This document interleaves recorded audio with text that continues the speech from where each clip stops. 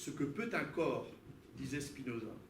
Or, ce dicte admet une traduction phénoménologique à même d'en rendre raison, et ce moyennant une distinction fondamentale, celle qui existe entre le corps entendu comme Körper et le corps entendu comme Leib. Ce sont là des termes techniques de la phénoménologie. Qu'est-ce que le corps au sens de Körper en allemand? Alors le terme allemand de Körper, en terminologie phénoménologique, correspond à la corporéité que nous partageons avec les choses. C'est en ce sens que notre corps a un poids, qu'il est mesurable, qu'il a une composition chimique et que justement, il est voué à se décomposer. Et le corps en sens du Leib, c'est ce que Husserl entend par Leib, s'avère bien plus insaisissable. Il s'agit de notre corporéité transcendantale, de notre corps vécu du dedans. Or, le caractère non foncièrement physicaliste du Leib n'en fait pas pour autant une chose moins concrète. Le Leib revêt tout simplement une autre forme de concrétion. Et c'est là d'ailleurs, soit-il dit en passant, tout l'effort de la phénoménologie que de devenir un empirisme radical ouvert à d'autres types de concrétude. Et c'est ce qui avait fasciné, par exemple, le néo-kantien qui était Ortega, au contact de Husserl, justement. Revenons à la question du sens. Qu'est-ce donc qu'un sens qui s'incarne, qui, tout en étant autre que moi, est incarné et incorporé dans et par une subjectivité? Aborder la question requiert de penser, effectivement, cette foncière non-coïncidence, cet écart entre Leib et Körper, au sein de nous-mêmes. La façon dont cet écart sera disposé, ménagé, repris, mais aussi parfois réifié, vitrifié, figé, correspond chaque fois à une manière de faire corps avec une altérité. Le sens s'incarne de diverses façons, faisant des parcours chaque fois différents au sein de la chair transcendantale. Celle-ci, par ailleurs, n'a rien d'un réceptacle indifférent. Elle n'en sort jamais indemne. Elle peut s'en trouver tantôt grandie. Le sens s'incarne en m'inspirant, c'est le cas du sublime, ou du dire inspiré, tantôt évidé, pétrifié, figé, c'est le cas d'une incarnation traumatique, d'une altérité inassimilable, d'un corps étranger intime, une sorte de kyste ou d'incarnation manquée, comme si une part du Leib s'était réifiée, comme si le processus d'incarnation aurait pris trop vite et s'était prématurément incorporé.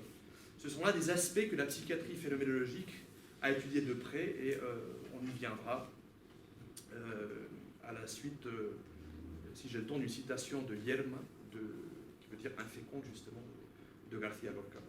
Si faire sens revient à faire littéralement place à du non-moi, ce non-moi n'est certes pas quelconque. Il doit faire sens pour nous. Ainsi, il ne saurait être ni entièrement autre, auquel cas le sens qui s'en dégagerait serait ou bien traumatique ou bien tout simplement inintelligible, ni trop familier ou mien, auquel cas le sens en jeu serait rébarbatif, de l'ordre du pléonasme ou d'une infécondité sûre et balisée.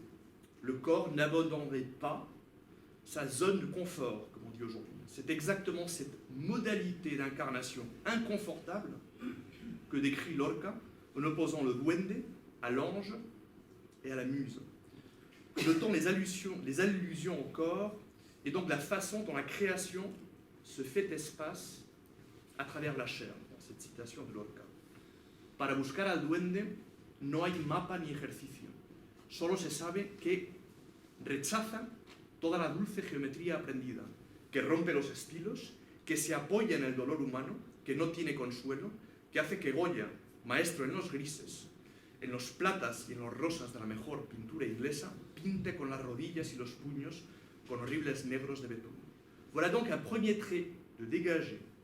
Faire place à une altérité inspirante se paye, au plus profond de notre chair transcendantale, d'un inconfort, de l'entrée dans une terra incognita, ouvrant vers, certes, une ultérieure créativité.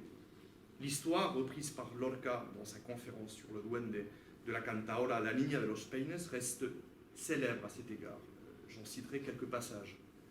Entonces la Niña de los Peines se levantó como una loca y se bebió de un trago un gran vaso de cazalla como fuego y se sentó a cantar sin voz, sin aliento, sin matices, con la garganta abrasada, pero con duende. Había logrado matar todo el andamiaje de la canción para dejar paso a un duende furioso y avasallador. Se tuvo que empobrecer de facultades y de seguridades, es decir, tuvo que alejar a su musa y quedarse desamparada. Incarner un sens revient donc à se tenir entre le charisme du tout autre et le scylla du même. Le duende lorquien s'incarne en moi sans pour autant me désubjectiver entièrement. Côtoyer cette ligne de crête de mon ipsé est justement ce qui me permettra après de créer, de faire du nouveau. C'est en ce sens que Lorca nous dit « El duende ama el borde de la herida y se acerca a los sitios donde las formas se funden en un anhelo superior a sus expresiones visibles. » C'est cette désubjectivation, excusez-moi, est plutôt, nous passons, si on veut, à un deuxième aspect de cette phénoménologie du sens incarné, une mise entre parenthèses de ce que nous croyons être notre propre ipséité.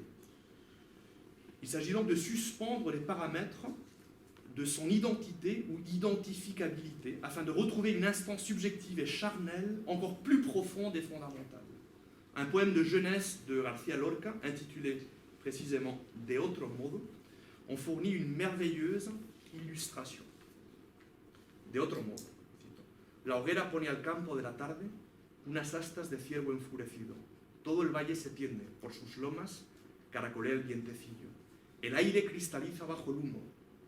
Ojo de gato triste y amarillo.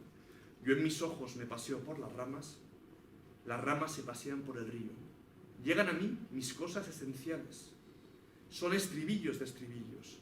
Entre los juncos y la baja tarde, qué raro que me llame Federico. En effet, ce poème nous permet d'aborder un trait supplémentaire de cette expérience incarnée du sens, à savoir ce paradoxe qui veut que ce qui m'est au fond le plus proche, le plus essentiel, m'apparaît depuis un certain registre d'expérience, celui où je me trouve le plus souvent, comme une altérité intime, comme venant d'ailleurs. C'est bien pour cela que García Lorca peut écrire « Vienen a mí mis cosas esenciales ». Cette étrange auto-incarnation, donnant sur une créativité, n'est pourtant pas à confondre avec un corps étranger intime, réfractaire et infécond. On y viendra. Autrement dit, l'ineffable sublime, dont il est ici question, n'est pas à confondre avec l'ineffable traumatique. Toute vraie rencontre entraîne toujours et nécessairement une rencontre, en premier lieu, non seulement avec quelque chose d'extérieur à nous, au sens où Husserl entendait ce qui est susceptible d'une référence intentionnelle, mais aussi bel et bien une rencontre avec une part enfouie de notre affectivité. Passons à un autre aspect du phénomène du sens incarné, celui de son indisponibilité. En effet, cette émergence du nouveau ne peut pas se faire sur commande, ce qui fait écho à ce que nous lisions chez García Lorca à l'instant. Para buscar al duende no hay mapa ni ejercicio. L'expérience du sens est donc une traversée tout en frottement, expédible, sens d'expérience, qui comporte nécessairement de l'indisponible, c'est-à-dire une part qui ne peut pas être mise à disposition au gré de nos désirs ou nécessités. La volonté n'a pas ici son mot à dire. Elle n'est pas, ou pas essentiellement, elle n'a pas, ou pas essentiellement, voix au chapitre. C'est ce trait que détecte Gómez de la Serna dans son Prólogo a Gregerias de 1960, quand il nous dit de Gregerias, la greguería silvestre encontradiza inencontrable, ou encore, hay que esperarlas deambulando o sentados, ni un paso voluntario hacia la imagen, ou encore, la greguería no se encuentra a punto fijo o con seguridad en ninguna parte, pero de pronto se encuentra mirando esa escala de polvo que baja desde el sol hasta el suelo de la habitación y que se forma al dejar abierto solo un intersticio de las contraventanas bajo el sol de las siestas de verano. Con qué presentimiento de la greguería veíamos de niños esa espiritualidad material de la luz de la casa entornada de nuestra abuela. Une note ultérieure de l'expérience phénoménologique du sens incarné, proche de celle de l'indisponibilité, est celle de son imprépensabilité. Qu'est-ce que nous entendons par imprépensable? Il s'agit de la traduction française d'un terme appartenant à la dernière philosophie de Schelling, l'unvordenklich. L'imprépensable est ce qui est réel avant d'avoir à s'annoncer comme possible, avant d'avoir été repéré comme possible. C'est donc ce qui, dans l'expérience, met à mal ce que Kant entendait comme le système de l'idéal transcendantal, le système de toutes les possibilités, ce qui est une forme d'illusion transcendantale propre à la métaphysique et qui consiste à croire à son existence ou plutôt à sa préexistence. Il y a déjà tous les possibles et chaque réalité n'est que l'instance d'un des possibles de ce système préexistant. Les Religias contre explicitement ce système des prépensables dès lors que Ramón Gómez de la Serna nous dit à leur sujet « Nunca se sabe qué cosas gregaría, cuántas quedan posibles, donde se encuentran las buenas ». L'imprépensable est donc ce qui nous prend irréductiblement de court. Or voilà ce que nous devons de provoquer en ce qui devient une sorte de quasi-contradiction performative. La greguería es lo más casual del pensamiento, al que hay que conducir para encontrarla por caminos de serpiente, de hormiga o de carcoma, hasta ese punto de casualidad. Le sens se ferait un chemin au sein de notre chair transcendantale, l'écartant d'elle-même, de telle sorte qu'une promesse de fécondité s'y inscrit et s'y dépose. Citons en guise de transition vers un autre aspect de notre esquisse provisoire de phénoménologie du sens incarné, à savoir celui de sa temporalisation, un mot de Ramón, tiré, encore une fois, de cette richissime préface sur les Religias. Une citation qui convoque chair et temporalité, et l'essentielle diachronie de ce qui, autre, nous inspire et nous réassigne en même temps au plus profond de nous-mêmes. La greguería es una mirada fructífera que, después de enterrada en la carne, ha dado su espiga de palabras o realidades. La subjectivité est, au plus profond de son être, engrenée sur des rythmes de monde au pluriel, qui la dépassent et qui néanmoins réveillent par là même une affectivité archaïque qui autrement serait demeurée enfouie. Ainsi, Ramón Gómez de la Serna nous dit des Religias, me las concede esa adolescencia de la vida que es pareja de nuestra adolescencia o de nuestra vejez. Tienen que ser lentas y naturales, son una gota de los siglos que atraviesa mi cráneo. Pour parler encore une fois comme Schelling, ces temporalisations paraissent échapper à notre présent, ou plutôt au présent au sens le plus superficiel et accablant. Ces temporalisations ou proto-temporalisations se tiennent entre un passé transcendantal, la jamais immémorial, la Greguería était toujours là.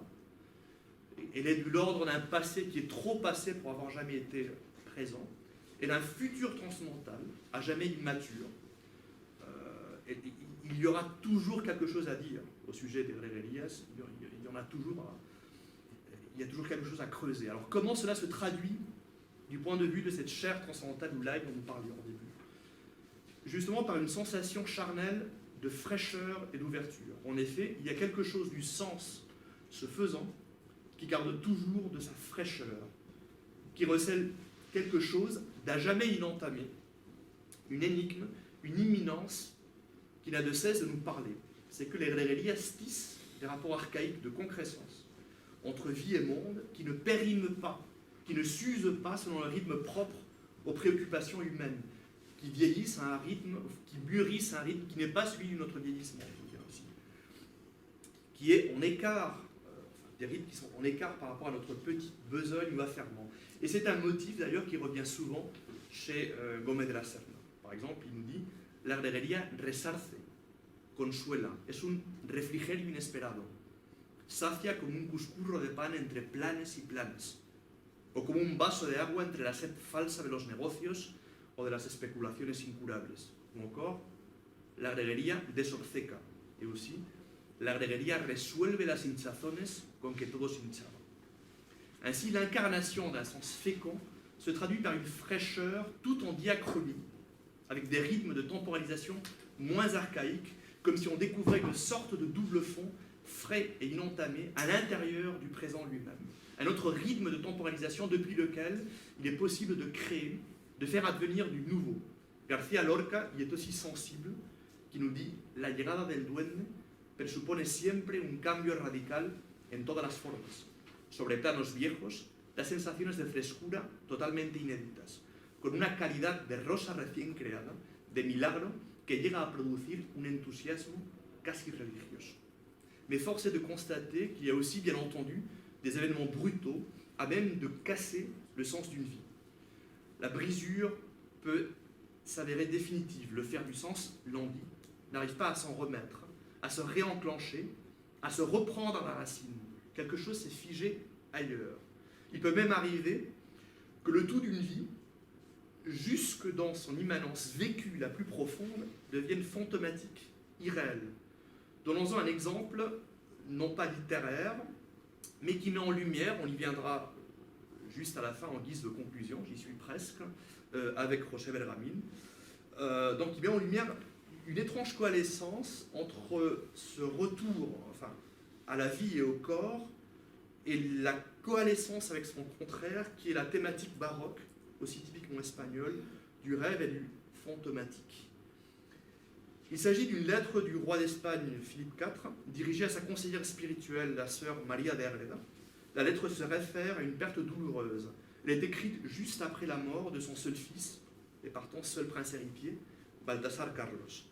Cette perte vient s'ajouter à deux autres pertes dans l'espace d'à peine 5 années. Celle de son autre fils, Ferdinand, frère cadet de Baltasar Carlos, et celle de sa femme Isabel. Voici les mots de Philippe IV. Las oraciones no movieron el ánimo de nuestro Señor por la salud de mi hijo que goza en su gloria. Yo me quedo en el estado que podéis juzgar, pues he perdido un solo hijo que tenía. He ofrecido a Dios este golpe, que os confieso, me tiene traspasado el corazón, y en este estado que no sé si es sueño o verdad lo que pasa por mí. Si de la corporalité nous passons maintenant, pour finir avec le trauma et entamer la conclusion, à l'aspect de la temporalité, il vient que le trauma correspond à des élaborations de sens irrécupérables, en sécession par rapport à la conscience. Il ne s'agit nullement d'une prototemporalité portée vers l'archaïque, mais d'une temporalité tronquée, se situant dans un limbe infécond où rien ne se fait, ni s'élabore, ou temporalise. C'est le non-dit de ce qui est tu, de ce qui demeure inchangé du fait de ne pas pouvoir s'élaborer. C'est cette non-temporalisation inféconde que vise très précisément cette phrase de la pièce de théâtre de García Lorca nommée Yerma. Yerma qui dit « Hay cosas que nunca cambian, cosas encerradas detrás de los muros que no pueden cambiar porque nadie las oye. » Il y a certes, en guise de conclusion, dans la tradition espagnole, un retour au corps et à la vie qui est loin d'être naïf et direct. Ce réalisme du corps et de la vie porte avec lui, comme son ombre, ou hantise, les embûches du baroque, très espagnol aussi, voire du diabolique. Nous n'avons pas le temps d'aborder ce texte fulgurant qui est l'importance du démon de José Belramín. Le corps, la vie, une certaine fraîcheur et innocence représentent autant de sorties en dehors du prépensable, du système du prépensable, en dehors et au-delà de toutes sortes de fausses réalités produites de toutes pièces par ensorcellement. Il y a par exemple un texte magnifique de Lévinas qui s'appelle L'ensorcellement et la fin, sur Don Quichotte et sur un épisode où Don Quichotte se croit ensorcelé et en sort en disant « je ressens la fin, je ressens ». Donc c'est pour ça que, voilà, ces deux côtés extrêmement espagnols, l'exagération dans le rêve et un retour au corps qui permet de s'en sortir. Alors évidemment, tous ces figures sont finalement le repoussoir sans quoi la vie, dans son abyssale profondeur et spontanéité, ne pourrait pas apparaître. Déjouer le démon du baroque pour retrouver une vérité de la vie et de la foi, voilà par exemple tout l'enjeu de l'interprétation bergaminienne de Lope de Vega, de ce qu'il appelle la légèreté. C'est cette disparité par rapport à l'appareillé, au prépensable, que cherche le disparate, comme façon typiquement espagnole de rejoindre l'imprépensible, de renouer avec le corps et la vie. C'est du moins l'une des thèses, implicite pour le moins, de José Belramín dans son texte El disparate en la literatura española. Nous y trouvons d'ailleurs toute une partie consacrée à Ramón Gómez de la Serna, les deux autres étant consacrés, je crois, à Valle Inclán et à Unamuno. Dans cette partie consacrée à Gómez de la Serna, nous lisons « Lo profundo en nosotros es el disparate ». Cuando ahondamos en nosotros mismos, encontramos siempre ese disparate frustrado de nuestro ser, que hemos ido enterrando invisiblemente en nosotros para siempre. Sentimos entonces, en la vida, más que el remordimiento de los errores, de los pecados que cometimos, algo así como el remordimiento de los disparates que no hemos hecho. Toda la vida se nos llena de esta nostalgia y nuestra conducta nos parece el despojo de un disparate muerto. Ce qui fait justement écho à ce poème que José Bergamin envoie à sa chère amie María Zambrano le 22 juillet 1957 depuis sa chambre à la Maison du Mexique, dans la cité universitaire de Paris. Il n'a jamais voulu vivre à la Maison d'Espagne, et où reviennent comme l'ombre de la vie, le démon justement pour Bergamin, ces antises typiques du baroque espagnol, le rêve trompeur, le trompe-l'œil, le faux soi ou faux self, même au sens psychanalytique, bref, toutes ces figures espagnoles du malin génie cartésien, agissant comme revers et repoussoir de cette pensée non naïve du corps et de la vie qui s'y trouve aussi. C'est sur ces vers de Bergamin, adressés à María Zambrano, que je terminerai mon intervention. Óyeme, dit-il en introduisant ces quelques vers dans sa lettre, estas últimas coplillas que me salen de más allá de mí mismo, como las otras del cancionerillo que llamo del duende, por eso, del duende y no del ángel, y son así. Ese que tú te crees que eres tú mismo, ese que tú te crees que llevas dentro, no eres tú, ni es tu vida, ni es tu alma, ni siquiera es la sombra de tu cuerpo. Pues, ¿quién es ese yo que yo no soy? ¿En qué puedes serme sin yo serlo? Pregúntaselo al otro, al que dejaste por la senda perdida de tu sueño.